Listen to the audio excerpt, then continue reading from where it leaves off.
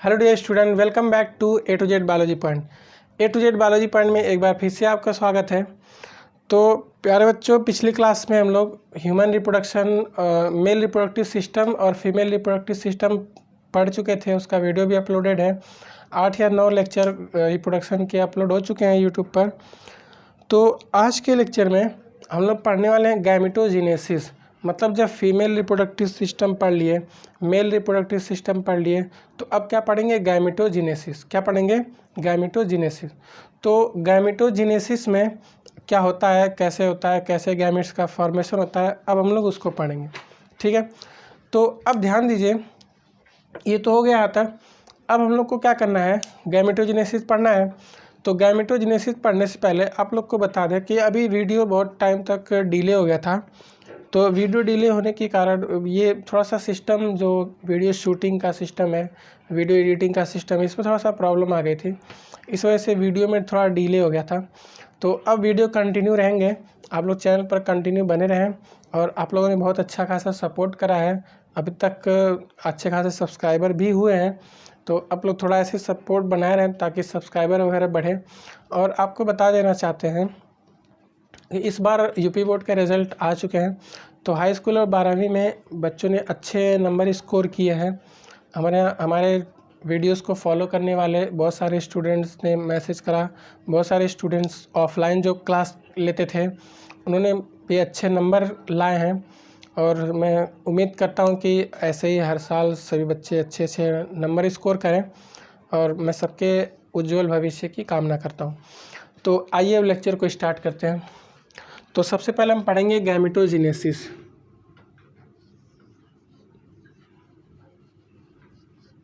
Gametogenesis gametogenesis जो होता है, किसको कहते हैं, क्या है गैमेटोजेनेसिस? तो गैमेटोजेनेसिस की हिंदी में बोल रहा हूँ, आप लोग लिख लीजिएगा। तो गैमेटोजेनेसिस की हिंदी होती है युग्मक जनन। क्या होती है? युग्मक जनन। युग्मक जनन को कहते हैं गैमेटोजेनेसिस। तो अब देखिए, युग्मक जनन कहते हैं किसको हैं? Formation of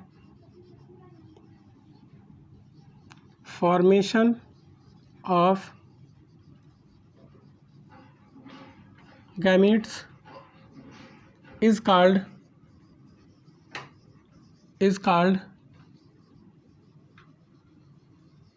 gametogenesis. Formation of gamete is called gametogenesis. तो गैमेट बनने की जो प्रोसेस है, इसी चीज़ को हम लोग क्या कहते हैं? गैमेटोजेनेसिस कहते हैं। ठीक है, तो गैमेटोजेनेसिस तो हो गया। अब ध्यान दीजिए कि गैमेटोजेनेसिस जो होता है, मैं इसको हिंदी में बोल रहा हूँ युग्मक निर्माण। इसका गैमेटोजेनेसिस की हिंदी होती है युग्मक जनन, और गैमेटो फॉर्मेशन मतलब होता है निर्माण।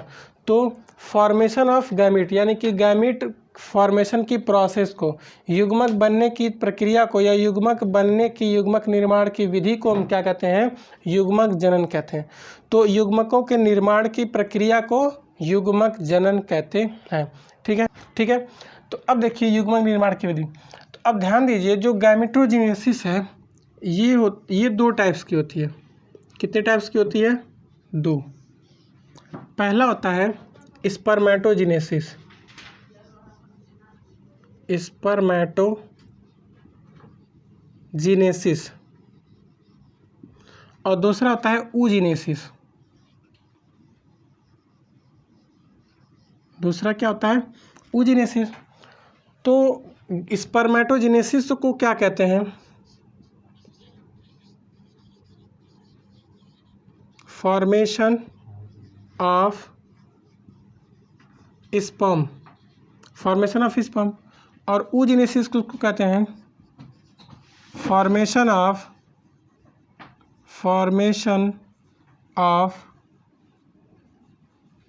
ओवम, या ओवम को क्या कहते हैं?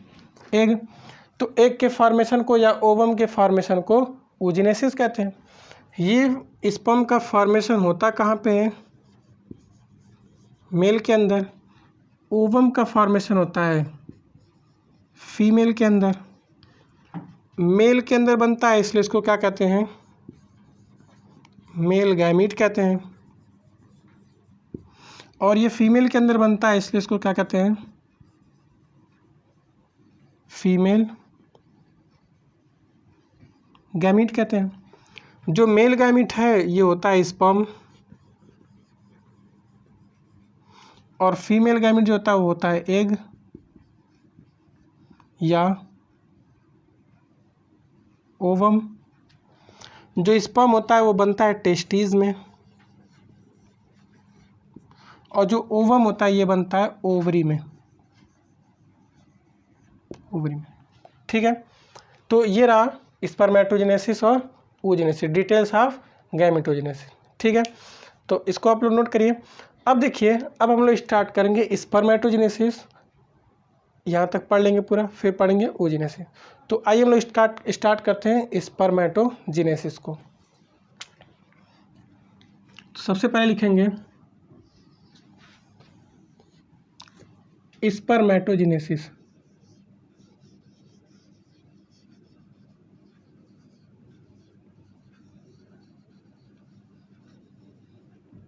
स्पर्मेटोजेनेसिस, ठीक है। तो अब स्पर्मेटोजेनेसिस जो होता है इसको पहले लिखें, ये है क्या।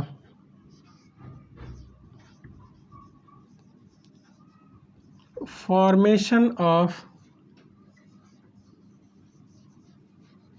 स्पर्म्स इज कॉल्ड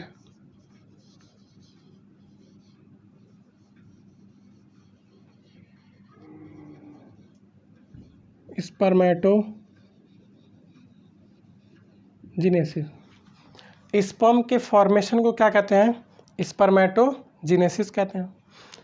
तो अब देखिए, ये स्पर्मेटोजेनेसिस जो होता है इसके 4 फेज होते हैं, और ये पहले होता क्या ये तो आपको पता है कि ये टेस्टिस के अंदर होता है। तो लिख लें इस पॉइंट को भी, इट अकर्स इन सेमिनिफेरस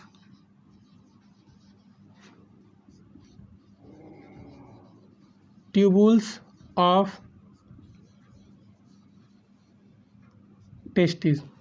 ये टेस्टिस के सेमिनिफेरस ट्यूबुल्स में होता है। कहाँ पे होता है, टेस्टिस के सेमिनिफेरस ट्यूबुल। अब सेमिनिफेरस ट्यूबुल्स क्या है, टेस्टिस क्या है, ये मैं पहले और दूसरे लेक्चर में बता चुका हूँ। तो अगर आपको नहीं समझ में आ रहा है तो आप लोग वहाँ से इसको देख सकते हैं। ठीक है, तो आइए देखते हैं। अब पहले ध्यान दीजिए, फेज ऑफ स्पर्मेटोजेनेसिस के कुछ फेज होंगे, कुछ स्टेप्स होंगे। तो हम हेडिंग डालते हैं फेज ऑफ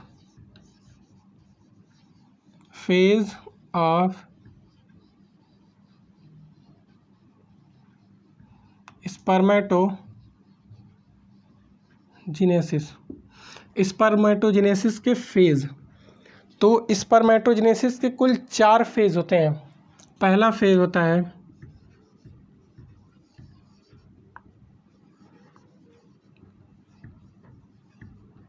मल्टीप्लिकेशन फेज। क्या होता है, मल्टीप्लिकेशन फेज। और दूसरा फेज होता है ग्रोथ फेज।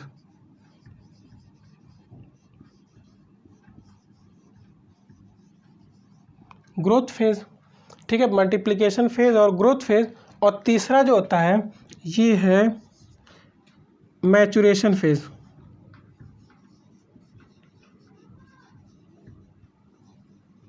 मैचुरेशन फेज, ठीक है। और चौथा फेज है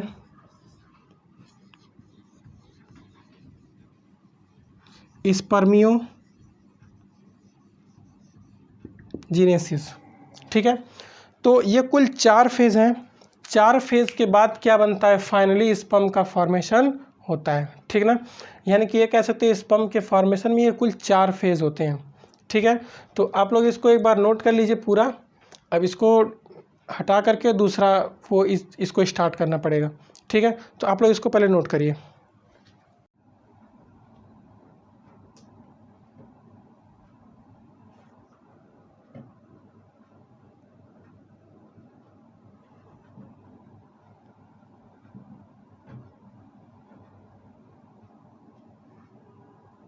स्पर्मेटोजेनेसिस। तो स्पर्मेटोजेनेसिस में 4 फेज़ होते हैं, मैंने चारों फेज़ का नाम बता दिया था। पहला था मल्टीप्लिकेशन फेज़, दूसरा था multiplication phase, growth phase, maturation phase और स्पर्मियोजेनेसिस। तो ये 4 फेज़ थे। अब चारों फेज़ हम लोग एक एक करके देख लेते हैं। तो आइए देखिए, सबसे पहले होता क्या है, primordial germ cell.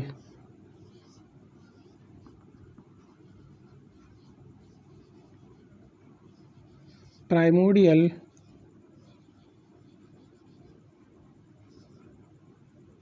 Germ cell, और ये होती कैसी है, डिप्लॉयड। प्राइमोर्डियल जर्म सेल कैसी होती है, डिप्लॉयड। तो प्राइमोर्डियल जर्म सेल में होता है माइटोसिस। माइटोसिस होता है। फिर बनता क्या है,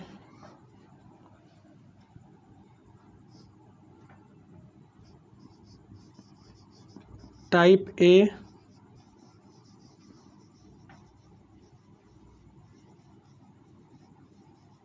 स्पर्मेटोसाइट,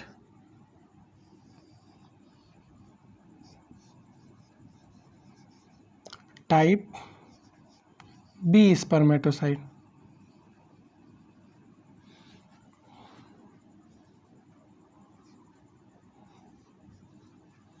स्पर्मेटोसाइट को स्पर्मेटोगोनिया कर दें।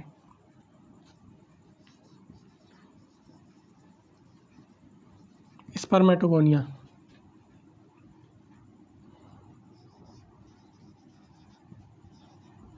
टाइप ए स्पर्मेटोगोनिया और टाइप बी स्पर्मेटोगोनिया। अब देखिए, जो स्पर्मेटोगोनिया बना है, type A spermatogonia, type B spermatogonia, तो अब दोनों में होगा। मतलब मैं एक बताऊंगा, दोनों में होगा। इसमें भी ऐसा ही होगा, ऐसा इसमें भी होगा, लेकिन हम दोनों को नहीं बताएंगे, एक ही को बताएंगे।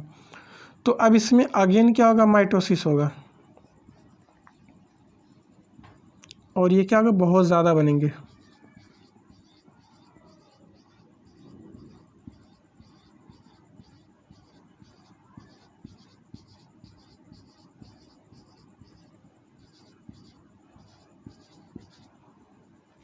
ठीक है, बहुत ज़्यादा बनेंगे, इतना बना दिया।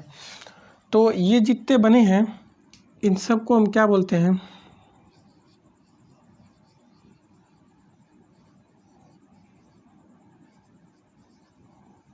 स्पर्मेटोगोनिया। ये सब स्पर्मेटोगोनिया है। अब यहाँ से एक स्पर्मेटोगोनिया जो होगी वो ग्रो करेगी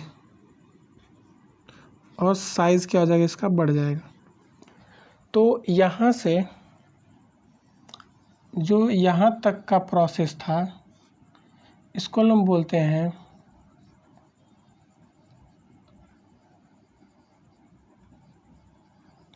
मल्टीप्लिकेशन फेज़।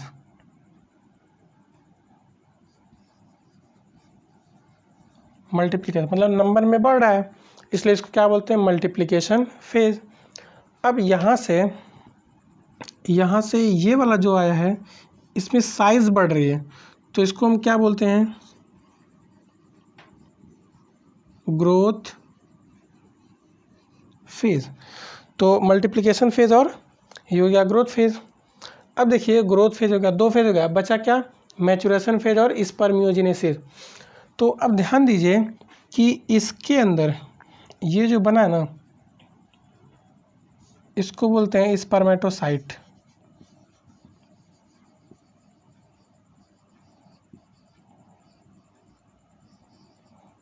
क्या बोलते हैं इसको, स्पर्मेटोसाइट। अब देखिए, स्पर्मेटोसाइट हो गया। अब इसमें होगा मियोसिस।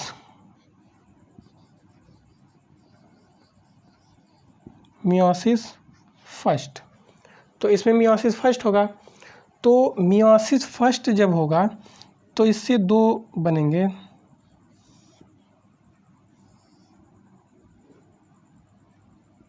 थोड़ा नीचे करना, स्पेस ज़्यादा मिले।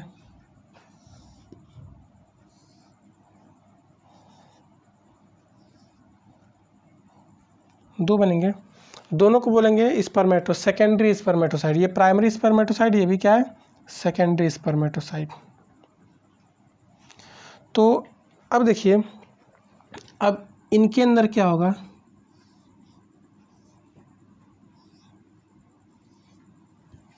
Meiosis second. नहीं दिख रहा होगा, इसको मैं उधर बना देता हूँ।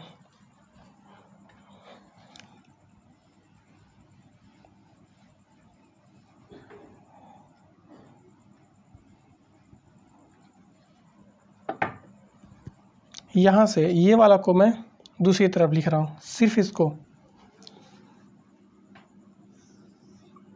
दिख रहा है अच्छे से? ठीक है।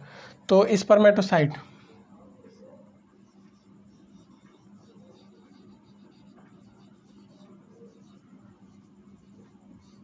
स्पर्मेटोसाइट। तो जो स्पर्मेटोसाइट है, अब इसमें होगा meiosis.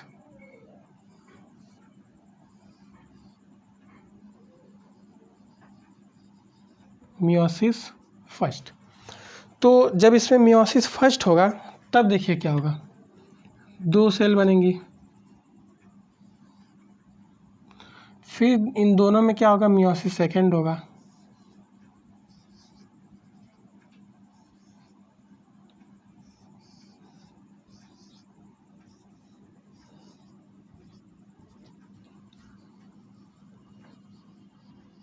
Meiosis second.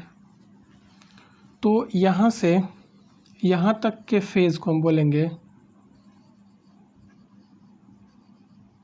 Maturation phase.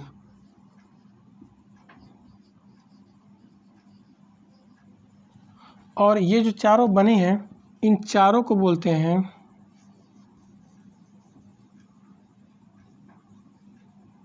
Spermatid. इन चारों सेल्स को हम क्या बोलते हैं, स्पर्मेटिड बोलते हैं। ठीक है, इन चारों को बोलेंगे स्पर्मेटिड। अब देखिए, अब इनमें क्या होगा,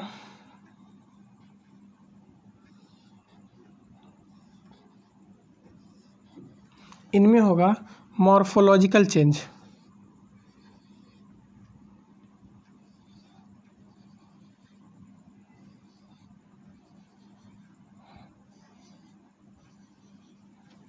ठीक है, तो ये जो हुआ है सिर्फ इसी में यहाँ पे मॉर्फोलॉजिकल चेंज हुआ है।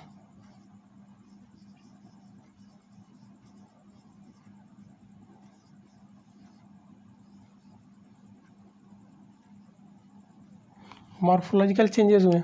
मॉर्फोलॉजिकल चेंजेस का मतलब जो स्पर्मेटिड है उसमें कोई चेंजिंग नहीं आई है, सिर्फ और सिर्फ इसमें टेल लग गई है।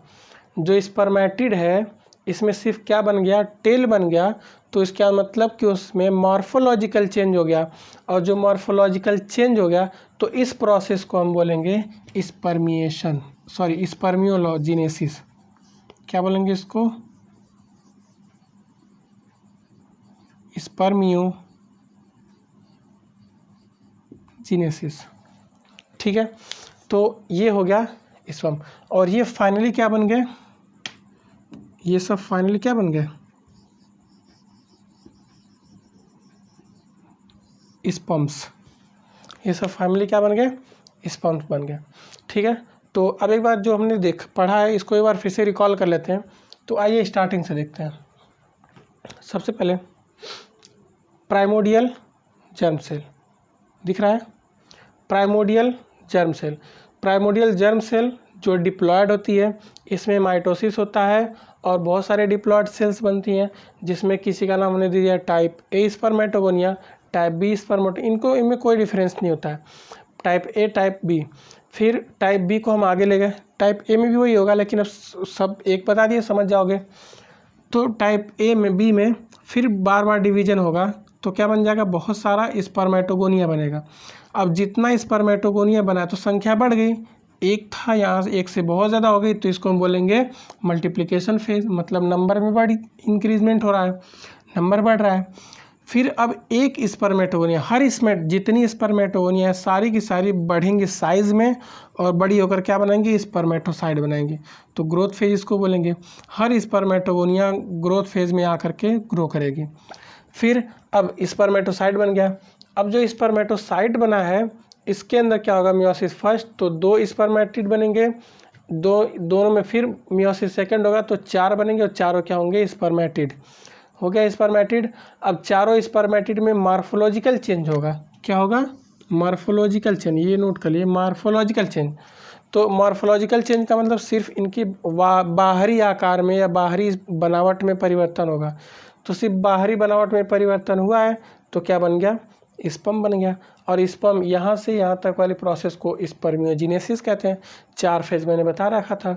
मैचुरेशन पहला था मल्टीप्लिकेशन फेज, दूसरा था ग्रोथ फेज, तीसरा मैचुरेशन फेज, तीसरा चौथा स्पर्मियोजेनेसिस। तो ये 4 फेज हो गया और स्पर्म बन के तैयार। ठीक है, तो आप लोग एक बार इसको नोट कर लीजिए।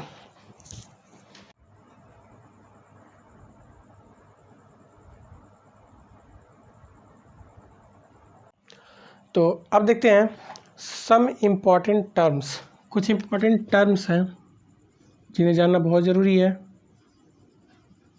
Some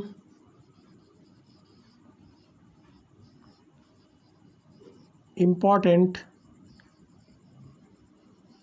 terms, some important term. तो देखिए ये चैप्टर में 2-3 टर्म ऐसे हैं जो बहुत ज़्यादा इम्पॉर्टेंट है, तो इसलिए मैंने सोचा कि यहाँ पे एक छोटी सी हेडिंग करके पहले उसको बता दिया जाए ताकि आगे की प्रोसेस अच्छी तरह से समझ में आ सके। ठीक है, तो अब देखिए सम इम्पॉर्टेंट टर्म। तो सम इम्पॉर्टेंट टर्म्स में पहला टर्म है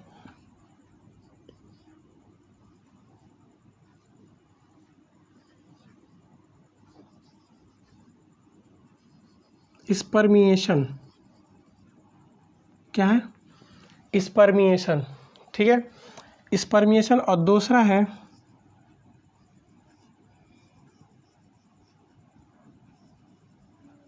सेमिनेशन। दूसरा टर्म है सेमिनेशन। और तीसरा है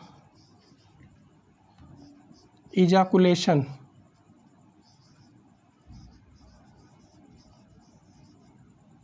तीसरा इजाकुलेशन। और चौथा है इंसेमिनेशन।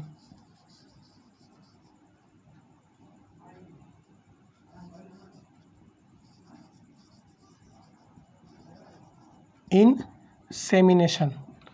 तो ये 4 हैं, 4 टर्म हैं जो बहुत ही इंपॉर्टेंट है। अब मैं इनके सामने इनका मतलब लिख दे रहा हूँ किस को क्या प्रोसेस होती है। तो क्या कहते हैं इसको, रिलीज ऑफ स्पर्म्स फ्रॉम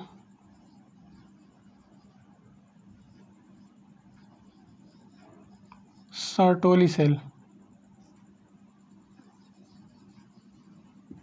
यानी कि स्पर्म का फॉर्मेशन कहाँ पे होता है, सेमनीफेरस ट्यूबल्स के अंदर। सेमनीफेरस ट्यूबल्स के अंदर सर्टोली सेल होती है। तो अब सर्टोली सेल के अंदर क्या बनता है, स्पर्म। तो सर्टोली सेल के अंदर जो स्पर्म बन रहा है, सर्टोली सेल से बाहर जब निकलेगा तो उसको हम क्या बोलेंगे, स्पर्मिएशन। क्या बोलेंगे, स्पर्मिएशन। ठीक है। सेकंड है सेमिनेशन। सेमिनेशन किसको कहते हैं,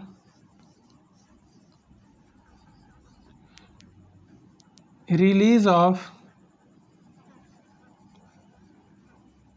sperms, release of sperms from testis. जब स्पर्म टेस्टिस से बाहर निकलता है तो इसको हम क्या कहते हैं, सेमिनेशन कहते हैं। यानी कि टेस्टिस में स्पर्म बन रहा था तो सर्टोली सेल से निकल के टेस्टिस में आया, अब टेस्टिस से निकल के बाहर जाएगा। मतलब टेस्टिस में तो सर्टोली सेल भी है।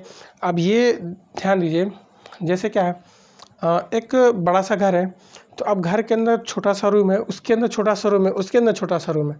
तो जब एकदम छोटे वाले रूम से बाहर निकलेंगे तो बोलेंगे ना उस रूम से बाहर आए, फिर उस रूम से बाहर आए, फिर उस रूम से बाहर आए। तो इस तरह से स्टेप बाय स्टेप है। तो ठीक उसी तरह से टेस्टिस है, टेस्टिस के अंदर छोटे छोटे लोब्यूल्स हैं, इसको टेस्टिकुलर लोब्यूल्स बोलते हैं। टेस्टिस वाला चैप्टर में मैंने सारा बता रखा है। तो सर्टोली सेल से जब बाहर निकलेगा तो क्या बोलेंगे, स्पर्मिएशन। और फाइनली जब स्पर्म टेस्टिस से एकदम बाहर निकल जाएगा, टेस्टिस को ही छोड़ देगा, तो बोलेंगे सेमिनेशन। ठीक है। फिर उसके बाद क्या आता है, ejaculation, release of sperms from ejaculatory duct. जब स्पर्म इजाकुलेटरी डक्ट से निकलेगा तो इसको क्या बोलेंगे? इजाकुलेशन। इजाकुलेटरी डक्ट क्या है आपको पता है? आपको पता है एम्पुला, एम्पुला होता है जहाँ पे स्पर्म एम्पुला के अंदर से इजाकुलेटरी डक्ट बनाता है, इजाकुलेटरी डक्ट में जाता है, और इजाकुलेटरी डक्ट जो होती है वो आकर के टेस्टिस में यूरेथ्रा में खुलती है, तो यूरेथ्रा में आ जाएगा। तो जब स्पर्म इजाकुलेटरी डक्ट से निकल कर यूरेथ्रा में आ जाएगा तो उस प्रोसेस को हम क्या बोलेंगे? इजाकुलेशन कहते हैं। ठीक है, फिर आया इंसेमिनेशन। इंसेमिनेशन कहते हैं release of sperms into vagina. जब स्पर्म वेजाइना के अंदर रिलीज होता है तो उसको हम क्या बोलते हैं? इंसेमिनेशन बोलते हैं। ठीक ना, या कह सकते हैं release of discharge of sperm into vagina. जब स्पर्म वेजाइना के अंदर डिस्चार्ज होता है, फीमेल पार्ट वेजाइना के अंदर डिस्चार्ज होता है, तो उसको हम लोग क्या कहते हैं? इंसेमिनेशन कहते हैं। ठीक है, तो ये 4 पॉइंट्स हैं, इनको आप लोग नोट कर लीजिए, बहुत ही इंपॉर्टेंट पॉइंट्स हैं, इनको नोट कर लीजिए। फिर उसके बाद हम लोग पढ़ने वाले हैं structure of sperms. Sperm,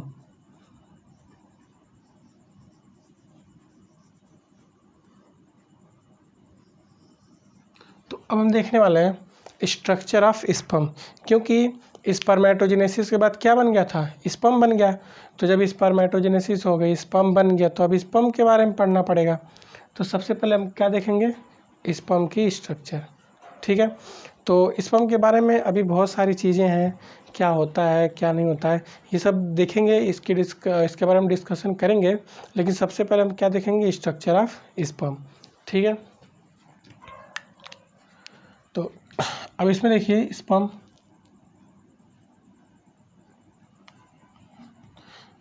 structure बनाने की कोशिश कर रहे हैं, आप लोग भी साथ साथ बनाते रहिएगा।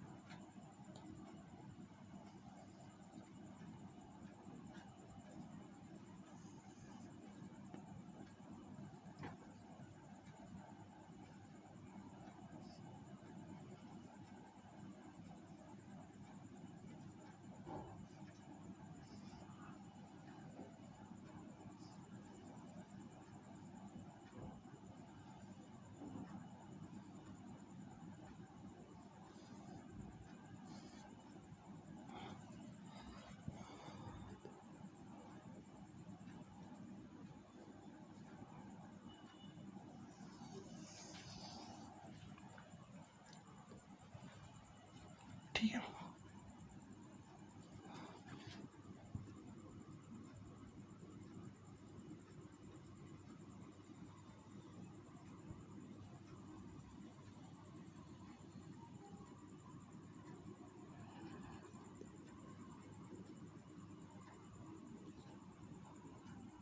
उसको थोड़ा स्ट्रक्चर बनाना अच्छे से नहीं आता है, फिर भी I will try my best.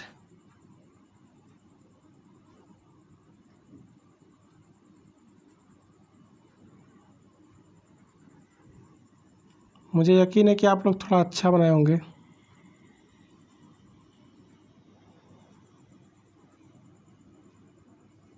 आप लोग इससे अच्छे स्ट्रक्चर बनाइएगा। तो देखिए टेल है,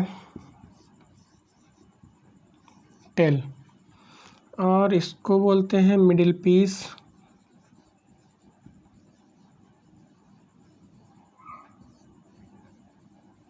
मिडिल पीस, इसके अंदर होता है माइटोकॉन्ड्रिया, इसको बोलते हैं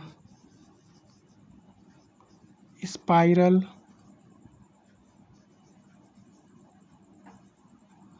माइटोकॉन्ड्रिया, स्पाइरल माइटोकॉन्ड्रिया। ये है स्पर्म का नेक,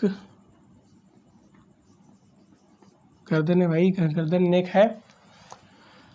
अब यहाँ पे होता है सेंट्रियोल, 2 सेंट्रियोल होते हैं। तो जो ऊपर बना है इसको हम लोग बोलते हैं प्रॉक्सिमल सेंट्रियोल, प्रॉक्सिमल सेंट्रियोल, ठीक है। और ये जो नीचे होता है इसको बोलते हैं डिस्टल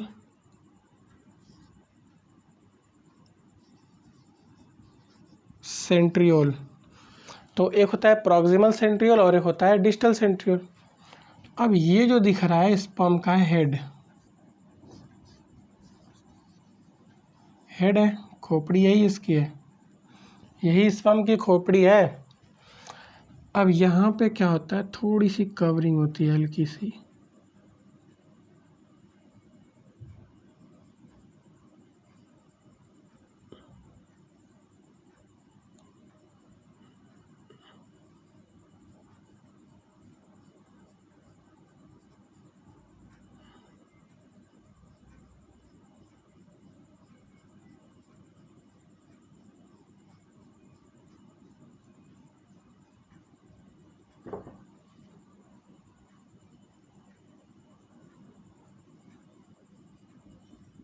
तो इसको हमने कलर भी कर दिया।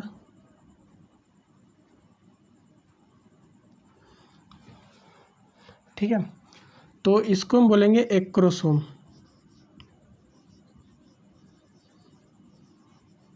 एक्रोसोम स्पर्म का इंपॉर्टेंट पार्ट होता है एक्रोसोम। और यहाँ बीच में होता है किंग,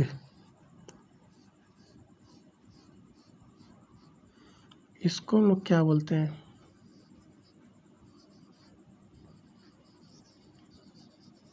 ये है न्यूक्लियस। ठीक है, तो ये है पूरा स्पर्म की स्ट्रक्चर। ठीक है, अब स्पर्म की स्ट्रक्चर आपने देख लिया। तो यहाँ पे इस स्ट्रक्चर में जो जो चीज़ें दिख रही है इन सब का मैं नाम एक बार आपको बता दूँ, इनका काम बता दूँ। सबसे पहले देखिए, सबसे इम्पॉर्टेंट पार्ट है इसका एक्रोसोम। सब तो इसका इम्पॉर्टेंट ही है। एक्रोसोम, एक्रोसोम जो होता है, एक्रोसोम के बारे में कुछ बता दूँ। It is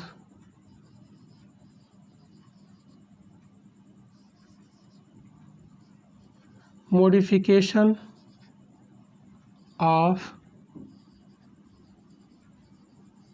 गाल्गी body. ये गाल्गी बॉडी का मॉडिफिकेशन है। ठीक है, और ये इस एग में इंटर करने के लिए बहुत ही हेल्पफुल एंजाइम को रिलीज करता है। ये 3 एंजाइम रिलीज करता है। पहले एंजाइम का नाम है हायालुरोनिडेज, हायालुरोनिडेज। और दूसरी एंजाइम का नाम है जोना पेल्यूसिडा, और तीसरी एंजाइम का नाम है दूसरी एंजाइम है जोनालाइसिन, और तीसरी है कोरोना पेनिट्रेटिंग एंजाइम। तो ये 3 एंजाइम को रिलीज करता है कौन, स्पर्म का एक्रोसोम। फिर देखिए न्यूक्लियस, न्यूक्लियस ही फर्टिलाइजेशन करता है। फर्टिलाइजेशन के लिए कौन है हेल्पफुल होता है, न्यूक्लियस। तो न्यूक्लियस, और ये न्यूक्लियस जिसमें है उस पार्ट को हेड बोलते हैं। फिर आता है नेक, नेक में 2 सेंट्रियोल होते हैं, एक होता है प्रॉक्सिमल सेंट्रियोल और एक होता है डिस्टल सेंट्रियोल। तो जो प्रॉक्सिमल सेंट्रियोल होता है, जो फर्टिलाइजेशन जब होता है ना, तो न्यूक्लियस और प्रॉक्सिमल सेंट्रियोल सिर्फ यही 2 जो होते हैं वो एग के अंदर इंटर कर पाते हैं, बाकी कोई एग के अंदर नहीं जा पाता है। ये सारे पार्ट एग से बाहर ही रह जाते हैं। सिर्फ प्रॉक्सिमल सेंट्रियोल और न्यूक्लियस ही 2 चीज़ें हैं जो एग के अंदर इंटर करते हैं। दोनों का काम, जो न्यूक्लियस है वो जा कर के एग के न्यूक्लियस के साथ, ओवम के न्यूक्लियस के साथ फर्टिलाइज करेगा, और जो प्रॉक्सिमल सेंट्रियोल है वो जाइगोट में सबसे पहला डिवीजन करवाएगा। जाइगोट में सबसे पहला फर्स्ट डिवीजन कौन करवाता है, प्रॉक्सिमल सेंट्रियोल। उसके बाद तो फिर बार बार डिवीजन होने लगेगा। फिर उसके बाद है मिडिल पीस। मिडिल पीस के अंदर क्या पाया जाता है, स्पाइरल माइटोकॉन्ड्रिया पाई जाती है। ये पूछा जाता है कि स्पर्म के मिडिल पीस में कैसी माइटोकॉन्ड्रिया पाई जाती है, तो उसके अंदर स्पाइरल माइटोकॉन्ड्रिया होती है। अब माइटोकॉन्ड्रिया का यहाँ पे क्या काम है, माइटोकॉन्ड्रिया जो होती है एनर्जी प्रोवाइड करती है। किसको एनर्जी प्रोवाइड करती है, किसको, स्पर्म को, ठीक है। उसके बाद है टेल। टेल है, टेल का पता क्या काम है, टेल जो होती है विप्लैश मूवमेंट करती है, जिससे स्पर्म क्या करता है, मूव करता है। टेल की वजह से स्पर्म क्या करता है, मूव करता है, ठीक है। तो ये हो गया स्पर्म की स्ट्रक्चर और इसके कार्य। आप लोग स्ट्रक्चर को बनाइए, इससे रिलेटेड जो भी चीज़ है मैं अभी बताता हूँ, इससे कंटेंट में बताऊँगा, पहले आप इसको स्ट्रक्चर को बना लीजिए। तो स्पर्म की स्ट्रक्चर बन गई। अब मैं इसकी डिटेल्स थोड़ा बता दूँ। स्पर्म के बारे में जो कंटेंट है, जो इन्फॉर्मेशन है, छोटी सी, ज़्यादा नहीं है बहुत। सबसे पहले देखिए पॉइंट है, मैं यहाँ पे एक बॉक्स बनाता हूँ, यहाँ बता रहा हूँ।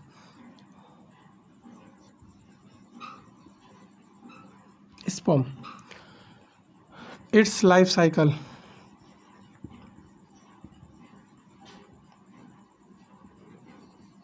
It's life cycle. तो इस स्पर्म की लाइफ साइकिल कितनी होती है, 1 to 2 डेज, 1 से 3 दिन तक। 1 से 3 दिन तक स्पर्म की क्या होती है, लाइफ साइकिल होती है, कितने दिन तक ये जिंदा रह सकता है। फिर देखिए it is haploid male gamete. ये क्या है, हैप्लॉयड है और कैसा है, मेल गैमीट है, ठीक ना। ये हैप्लॉयड मेल गैमीट है, जाहिर सी बात है अगर कोई चीज़ गैमीट है तो वो क्या होगा, हैप्लॉयड होगा।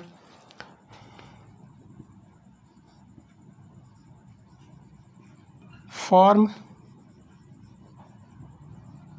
इनसाइड द टेस्टिस, ये तो सबको पता है, कहाँ बनता है, टेस्टिस के अंदर बनता है, ठीक है। और क्या होता है, और इसमें क्या हो सकता है, ठीक है इतना। और एक चीज़ जान लीजिए, इसकी जो बेसिक इन्फॉर्मेशन, जो सबसे इम्पोर्टेंट इसकी इन्फॉर्मेशन है, इसको स्टोर भी किया जाता है। It stored at -196 degree Celsius in liquid nitrogen. इसे -196 डिग्री सेल्सियस पर लिक्विड नाइट्रोजन में रख के इसको क्या किया जा सकता है, स्टोर किया जाता है। कहाँ पर, स्पर्म बैंक में, ठीक ना, इन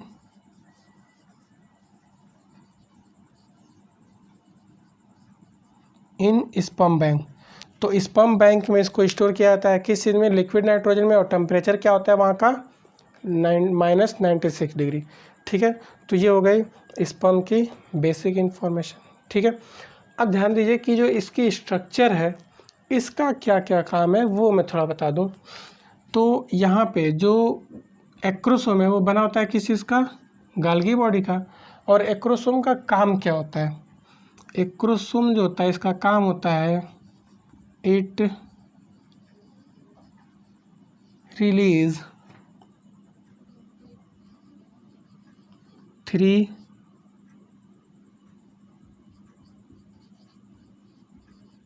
एंजाइम्स। ये क्या करता है, 3 एंजाइम रिलीज करता है। पहली एंजाइम है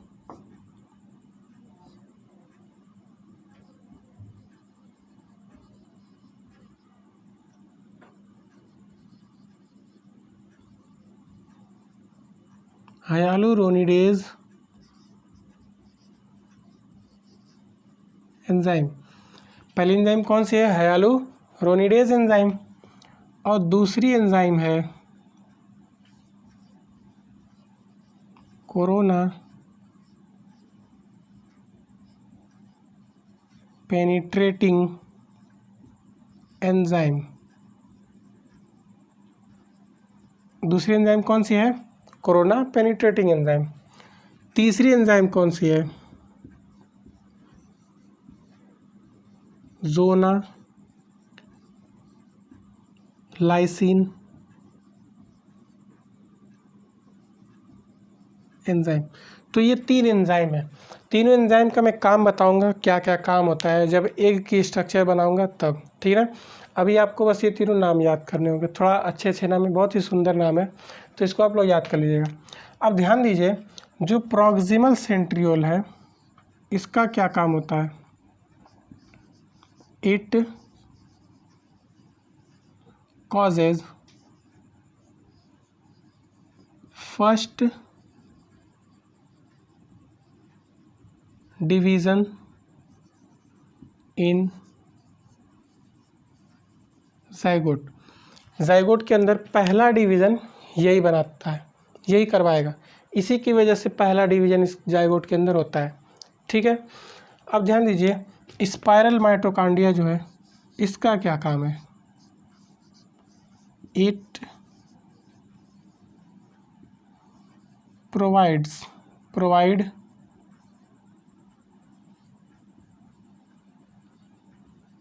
energy to sperm.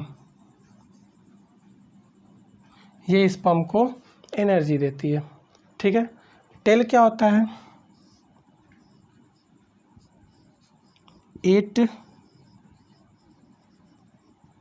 Provide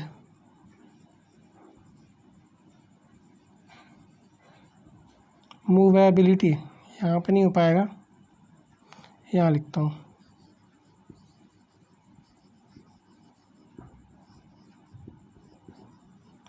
movability to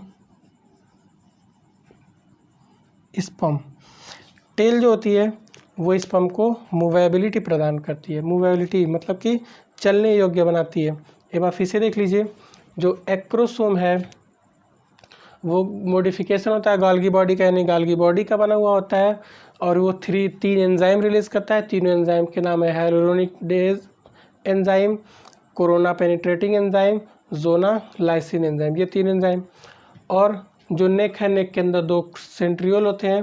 proximal centriole cause करता है जाइगोट में पहला डिवीजन, और डिस्टल क्रोमोसोम सेंट्रियोल का काम कुछ नहीं, वो टेल का फॉर्मेशन करवाता है। उसके बाद मिडिल पीस के अंदर होता है स्पाइरल माइटोकॉन्ड्रिया। जो स्पाइरल माइटोकॉन्ड्रिया है इसका काम होता है प्रोवाइड करना क्या? एनर्जी टू स्पर्म, यानी कि ये स्पर्म को ऊर्जा देने का काम करता है।